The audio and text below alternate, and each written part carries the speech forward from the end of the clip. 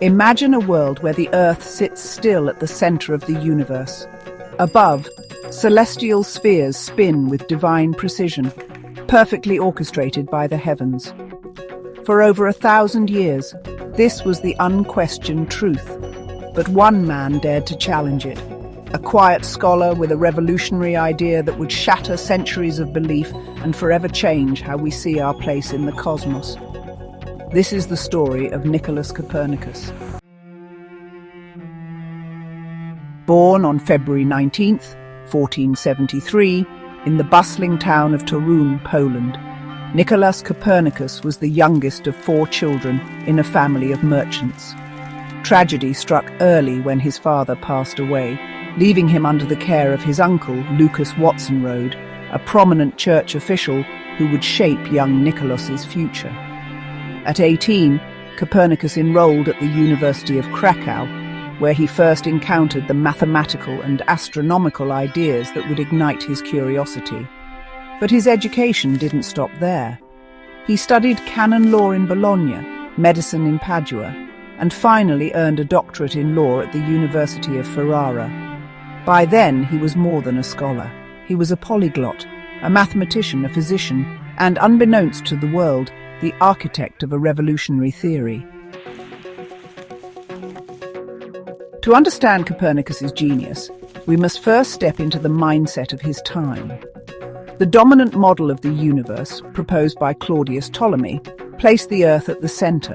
Planets moved in intricate loops called epicycles, an idea so convoluted yet sacred that questioning it was seen as heresy.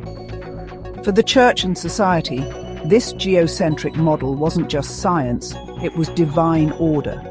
Challenging it meant challenging the heavens themselves. In the quiet town of Frombork, where Copernicus served as a canon of the church, he began observing the stars. Over decades, his meticulous study led him to an unthinkable conclusion. The Earth was not the center of the universe. Instead, it orbited the Sun along with the other planets. This idea wasn't entirely new.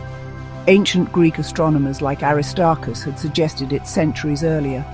But Copernicus did what no one else had. He mathematically proved it. He proposed a simple, elegant model, the Sun at the center, the planets revolving around it, and the stars as distant, motionless entities. Copernicus understood the explosive implications of his theory. To publish it meant risking not only his reputation, but also his life. For years, he shared his ideas cautiously with close friends, including mathematician Georg Joachim Rheticus, who became his most ardent supporter. It wasn't until 1543, at the urging of Rheticus, that Copernicus finally allowed his groundbreaking work to be published. He would never live to see its impact. Legend has it he saw the first printed copy of his book on his deathbed. At first, the Church dismissed Copernicus's heliocentric model as a harmless hypothesis. But as others, like Galileo Galilei, championed his ideas, the backlash grew. The Inquisition banned Copernicus's work in 1616, branding it heretical. Yet the genie was out of the bottle. Johannes Kepler refined the model with elliptical orbits. Galileo's telescopic observations provided undeniable evidence. And by the time of Isaac Newton, the Copernican revolution was complete. It wasn't just the universe that changed, it was humanity's understanding of itself. We were no longer the center of creation, but a small part of an infinite cosmos. Nicolaus Copernicus didn't live to see the triumph of his ideas, but his legacy endures. Today we explore the universe with telescopes and spacecraft, marveling at its vastness. And it all began with a humble cleric who dared to ask, what if the Earth isn't the center of it all? Copernicus's story is a testament to the power of curiosity and courage. It reminds us that progress often begins with one person willing to question the unquestionable.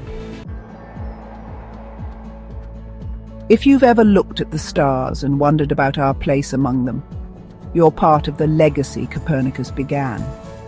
Don't forget to like, subscribe, and share this story of the man who dared to challenge the universe.